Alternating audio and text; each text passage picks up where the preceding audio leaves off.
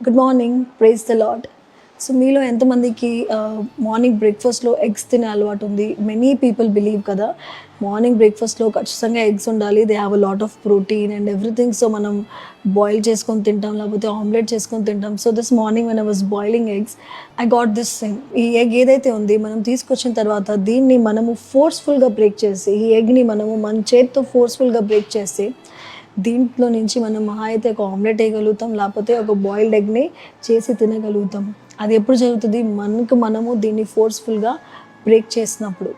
ఇంకొక మాట గమనిస్తే ఈ ఎగ్‌ని బ్రేక్ చేయకుండా హ్యాచ్ అయిన తర్వాత ఒక వార్మ్ ప్లేస్‌లో పెడితే తగిన సమయంలో, తగిన టైంలో ఎప్పుడైతే ఈ ఎగ్ ఫోర్స్ నుంచి లోపల నుంచి ఫోర్స్ వలన బ్రేక్ అవుతుంది, అప్పుడు దీంట్లో నుంచి ఒక బ్యూటిఫుల్ చిక్ బయటకొస్తది. ఆ చికెన్ లాగా మారుతుంది. అది ఎన్నో ఎగ్స్ ఇస్తుంది. So life continuous. ఒక్క చిక్ వల్ల ఇంకా ఎన్నో చికెన్స్ వస్తాయి. అది ఎప్పుడు జరుగుతుంది? From inside. అది ఇన్సైడ్ నుంచి బ్రేక్ అయినప్పుడు. కానీ మనం బ్రేక్ చేస్తే, బయట నుంచి బ్రేక్ చేస్తే అది ఒక ఆమ్లెట్ కానీ ఒక బాయిల్డ్ ఎగ్ లాగే మిగిలిపోతుంది. మన జీవితం కూడా అంతే. ఎప్పుడైతే బయట నుంచి ఎవరైనా ఫోర్స్ చేస్తే ఎంతకాలం మనము రైచియస్‌గా ఉండగలుగుతాం? ఎంతకాలము మనం హోలీగా ఉండగలుగుతాం? మన మదర్ గానీ, మన ఫాదర్ గానీ, ఇప్పుడు ప్రార్థన చెయ్యి, ఇప్పుడు వాక్యం చదువు, ఇప్పుడు నువ్వు నీతిగా ఉండాలి. మీ పాస్టర్స్ మీ your pastor also he might be telling you every day be righteous అని.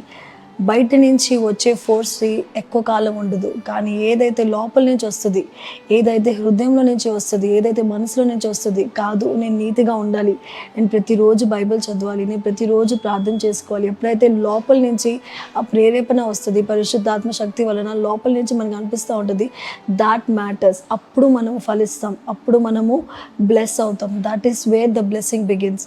బయట నుంచి వచ్చే ఫోర్స్ వల్ల మన జీవితంలో ఏ బ్లెస్సింగ్ ఉండదు. అది కొంతకాలం ఉంటుంది. ఎవరో ఫోర్స్ చేస్తున్నారు కాబట్టి మనం రైచియస్గా ఉంటాం. ఎవరో ఫోర్స్ చేస్తున్నారు, ఎవరో చూస్తున్నారు కాబట్టి కొంతకాలం ఒక 2-3 బైబిల్ వాక్యాలు చదువుతాం, ఒక 5-6 నిమిషాలు ప్రార్థన చేస్తాం. అది ఎప్పుడంటే బయట నుంచి వచ్చే ఫోర్స్ వలన. But what comes from inside, ఎప్పుడైతే మన లోపల నుంచి మనకి ఇంట్యూషన్ వచ్చి మనం ప్రే చేస్తాం కానీ ఎనీథింగ్ బీయింగ్ రైచియస్, అప్పుడు నిజంగానే గాడ్స్ బ్లెస్సింగ్ ఉంటుంది. అది కూడా ఎప్పుడు ఉంటుంది తెలుసా అండి? ఆయన సమయంలో. ఎలా అయితే ఈ ఎగ్ మనకెప్పుడు కావాలి అప్పుడు బ్రేక్ అవ్వదు. దాని లోపల నుంచి వచ్చిన ఫోర్స్‌తో ఎప్పుడైతే వచ్చి కంప్లీట్‌గా తయారైపోతుంది, అప్పుడు ఆ ఎగ్ బ్రేక్ అవుతుంది. అండ్ దాంట్లో నుంచి ఒక బ్యూటిఫుల్ చిక్ వస్తుంది. మన జీవితంలో కూడా ఎప్పుడైతే మనము మనసులో నుంచి, హృదయం నుంచి ఎవ్వరూ చెప్పుకోకుండా మనము మన జీవితాన్ని రైచియస్‌గా ఉంచితే, మన జీవితాన్ని రైచియస్‌గా ఉంచితే ఖచ్చితంగా దేవుని దీవెన మన మీద ఉంటుంది, బ్లెస్సింగ్ మన మీద ఉంటుంది.